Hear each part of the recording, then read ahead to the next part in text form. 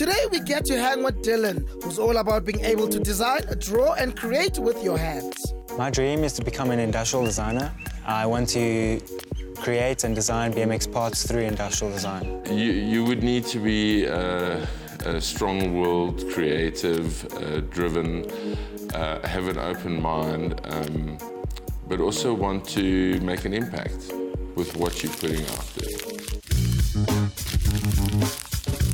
This is how we roll on Made in SA.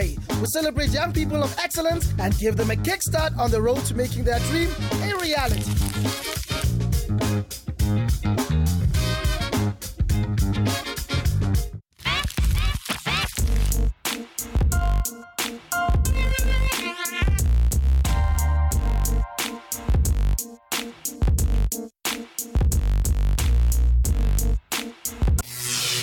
My name is Dylan Black. I'm 22 years old and I'm from Johannesburg. I think the best thing about where I live is the people. The people are great. The community. To keep myself busy, I work hard at varsity. I ride my bike, hang out with friends and come to the park with my dog and start sketching. I would describe myself as being enthusiastic, very self-driven, passionate about teaching how to love properly. Special people in my life are my family, my mom, my dad, my sister, my brother, my cousins, my granny, and they're all so special to me. My friends and family are most important to me.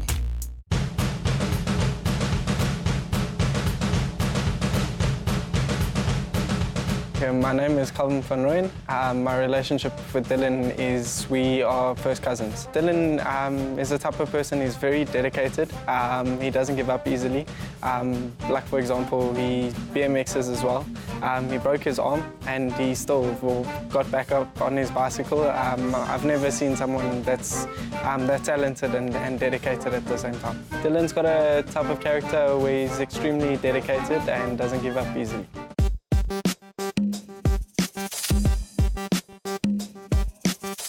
My name is Sheldon van der Merwe. I've been friends with Dylan since about grade 5, which is, I think, 8 years. My name is Liam Stone, and I've been friends with Dylan for 6 years. I'm friends with Dylan because he's a fun person to be with, he's cool to hang around with, and he always pushes me to be my best. What I really love about Dylan is that he's just a really good friend. It's really good to be around him, lots of laughs, lots of good times. I really don't like that Dylan's room is always a mess. Always, like. The things that I love are industrial design. Industrial design really opens my mind to creating new things and solving problems that are already existing. I think that Dylan's dream of wanting to be an industrial designer is awesome. It's something that he's been interested in for a while, and seeing him grow into it and grow into being what it takes to be a designer and having what it takes and like putting in the hours, he's really making it happen, and I'm super happy for him. He works really hard. It's varsity and that I know from speaking with him and that he's just been pushing really hard to get stuff that he didn't know how to do to a level where he now knows how to do it properly and executes it very well. His dream of wanting to be an industrial designer, I think it's pretty cool. Also, I think he got his artistic side from our gran. She's also very artistic as well. It's important for me to follow my dream because I like impacting people's lives in a positive way. Some of the things that show me how successful Dylan can be in this dream is just how much work he puts into it. He's got a wall dedicated to all of his sketches and it's like full of drawings, like absolutely full of drawings, and it's so inspiring to look at, and just, you know, all the work he puts into it really makes me know that he can do it. What he's done to get closer to his dream is even when he comes to my house, he sits there and he draws all the time. So I think he's going to do well for himself because he puts in so much time and effort. What inspires me about Dylan is whenever he puts his mind towards something, he always does it. He always pushes for it, and he always does it in the most positive way. In high school, I studied design. That motivated me more to become a product designer. Also, seeing things in the community that I can make better really motivates me to want to create better things for people. To me, Dylan is my brother, he's my family. Dylan inspires me. I think Dylan will be able to benefit from a coach, reason being the coach is a lot more experienced, so he can teach Dylan exactly what he needs to know in that industry. Shout out to you, Dylan. You're going to do well, and yeah, I'm rooting for you. You're going to get successful in life. Yo, big ups on your adventure so far, man, and I hope to see it through to the end with you, man. It's going to be awesome. Dylan is about to join the professional world for the day and show his skills to a company that has many successful products on the market.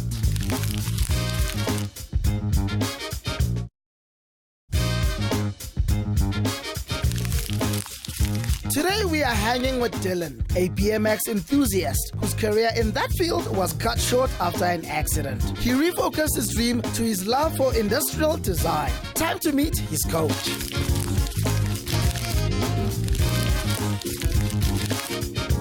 My name's Alvain and I'm an industrial designer. I would say industrial designer's role is more so to refine the products that are around us and everyday use and make sure that those products are to the benefit of whoever is going to be interacting with them. And not only for the user, but also from a manufacturing side, also from a global awareness side. So you don't want to be putting out all these wasteful products and products that are harmful to the environment. Those are all considerations that you need to keep in mind during your design process.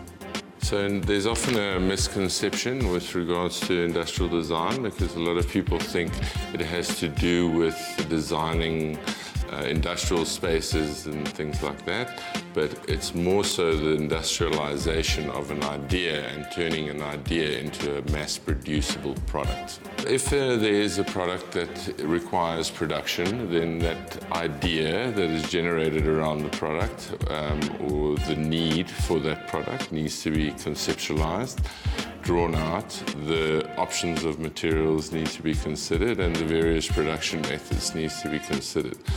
Those materials and production methods needs to be applied to what is actually makeable on an industrial platform.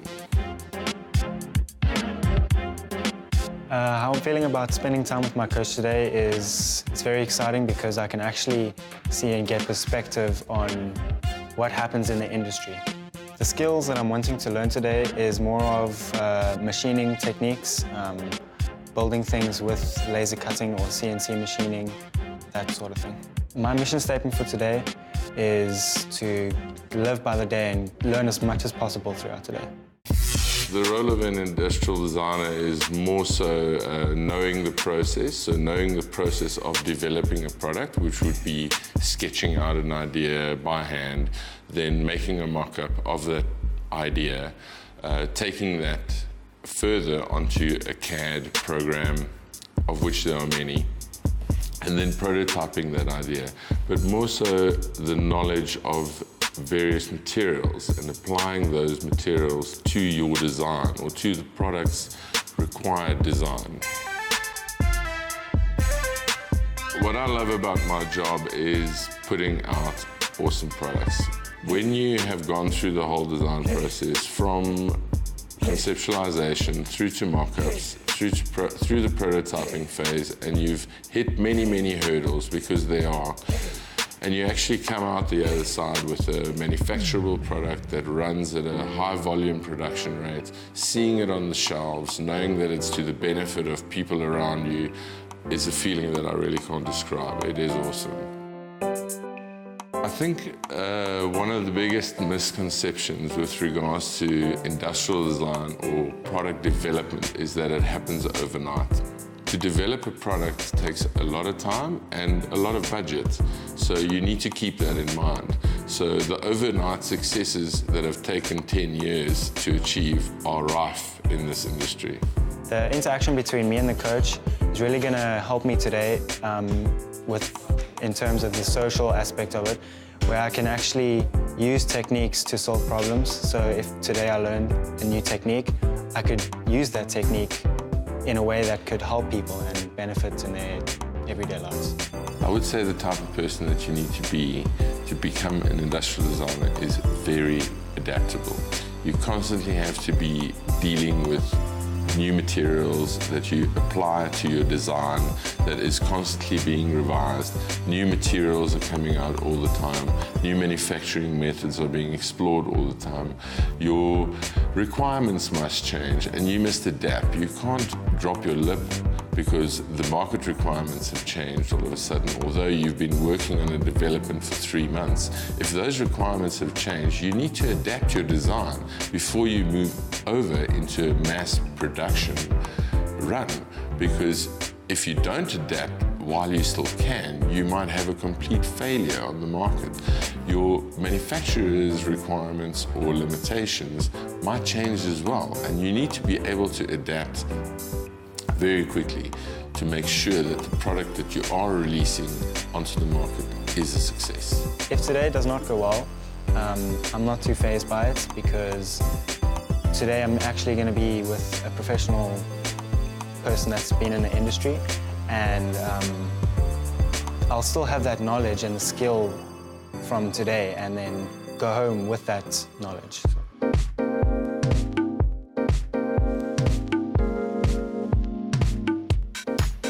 Hello, Dylan. How are you? Welcome to Denka. Thank you. So you're studying industrial design, Yes, and which year are you in? first year. And how long to go?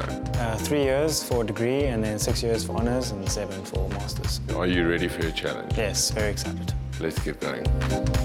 Okay, Dylan, so your challenge for today is to redesign the lightbox. Okay, so I'm sure you are familiar with the lightbox, so a critical tool in the industrial designer's life to quickly sketch and convey ideas to clients or fellow team members and all of that. So the lightbox is quite an ancient tool. You can see it's quite a big box, and it just doesn't fulfill the needs of our requirements when we go out to see clients and interact with them and quickly sketch ideas out. So we require it to be a lot more portable, so we needed to be able to take it out to clients to do a quick sketch. So it must fit in a laptop bag, it must be very, very sleek, it must have its own light source and be fully portable. Okay, so let's go to your workstation. Being an industrial designer is all about working in a team to develop a product. Dylan is about to get schooled in how this works as he engages with different members of the Denka team.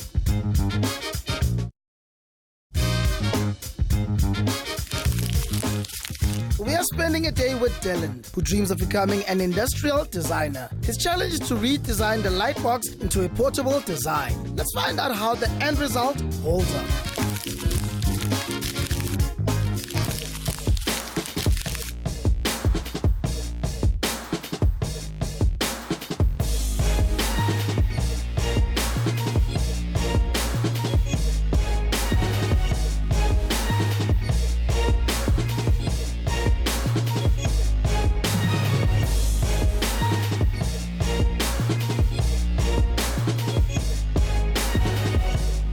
All right, Dylan, let's see what you've done here. Okay, so I've tried to almost replicate the design that I saw, but on the design that I saw, I didn't have like things to hold the paper or the thing that you're drawing on. So I tried to sketch some little handles and little flat bits so it just folds there, and then I experimented with this shape here, circular, also with the clips. So. Okay, first of all, why the shapes? It's an A4 page. Yeah. Why would you need a circle for an A4 page? Yeah, that's the thing. It's hard for a designer to stay within the bounds, so we tend to try and go out of the box, but out of the box is sometimes the wrong way of doing it. The right way of doing it is doing it how the user would see it as he wants it. Okay. So circles and odd shapes for something as rudimentary as a light box, I would say a no-go. So that is out.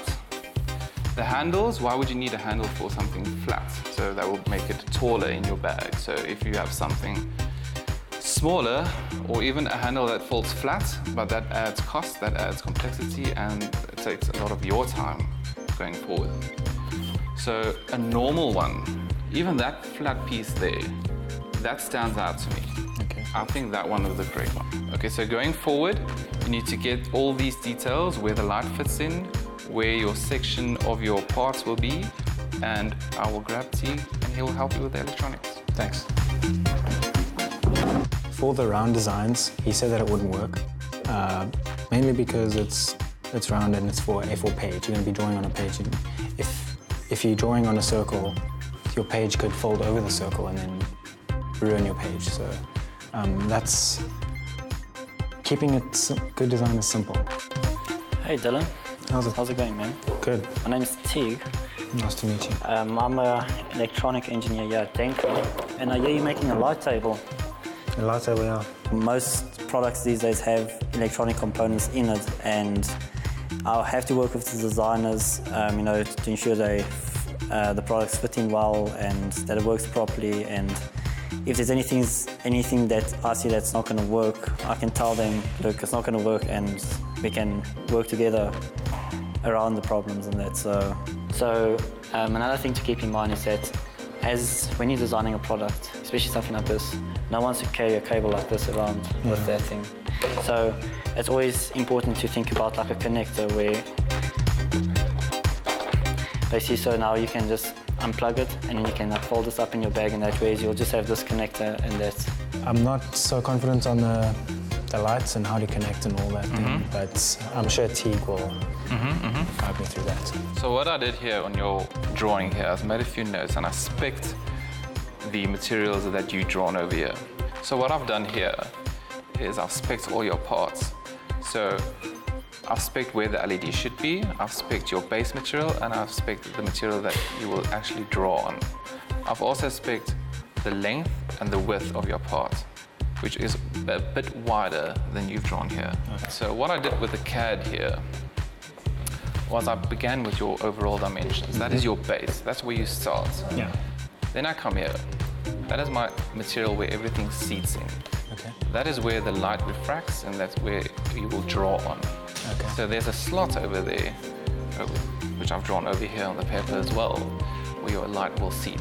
So the light I've also drawn in, which is very important. You have to draw your components fitting in to your actual part.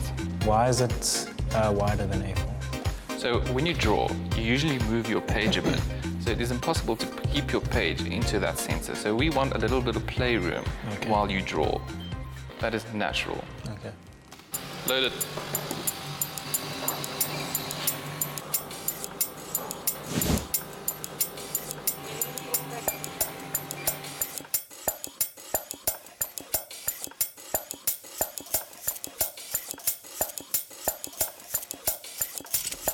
How's it, T? Hey Dylan. So I've done laser cutting and frosting it, so. Cool, so you're ready for the LED now basically and that. Cool, so I'm going to teach you how to assemble your LED, or how to wire it. So you can basically either connect it into a battery pack or into your wall socket. I'm going to give you this cable.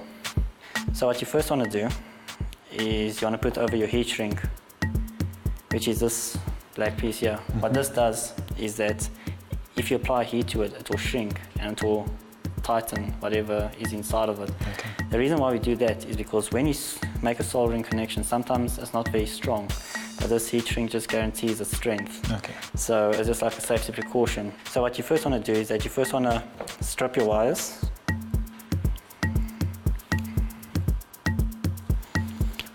Just on the tip there like that. Just a little bit, like a 3mm little tip there. Then you want to take your soldering iron with your solder wire. You just want to basically add a bit of solder on there. Not too much, just a little bit, just to strengthen it up. Then once you do that, you're going to go to your LED connection points, which is at the end of your strip here. And you'll see that is a plus and a minus sign. Black is on minus, red is on plus. Once you've tapped both of these of solder, you're going to solder it on, and you're just going to slide the heat shrink over it. And we're just going to take a lighter and heat it so it shrinks, and then we should be good to go.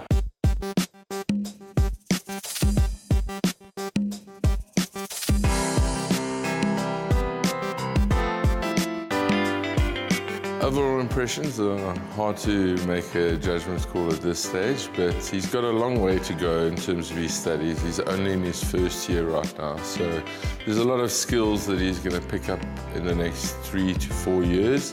And I think that test of time the proof is in the pudding. My day was absolutely wonderful. I enjoyed it thoroughly. The thing that I liked the most was the interaction between the professionals and the skills that they showed me, or the advice that they gave me rather. The thing that I found most difficult was the soldering, since I've never done soldering before, but I managed it.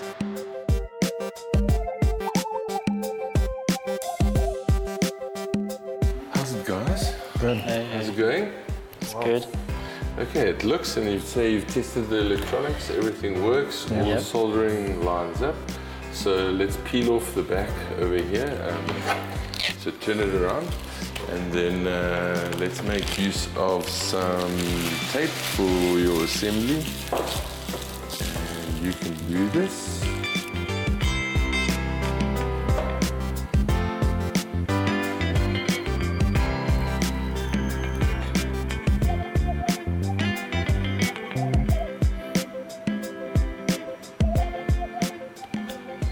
Cool, let's have a look. Wonderful.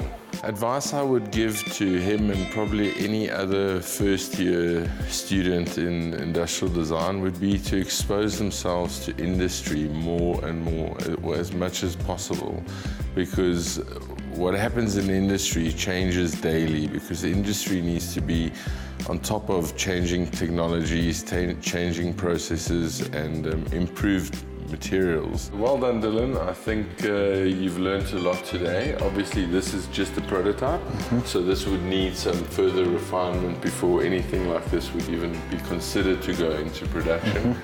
Alongside of what you've learned today is the costing of the product, the packaging of the product, the branding of the product, and then naturally as well the production processes that it needs to go through. But as a first-time prototype, I think well done, congratulations, it works. And you're welcome to come back, and we'll pin down a date, and then you can definitely come back and we can spend another day in terms of refining it and also exposing you to a couple of other elements in the day of an industrial designer. So well done. Thank you so much. Thank you so much. Big pleasure. Yeah, man. Thanks, Dylan. It was nice to meet you today, and good luck with your career in industrial design, and make a massive success out of it. I'm convinced that I'm going to be an industrial designer, and I'm going to make the best of it.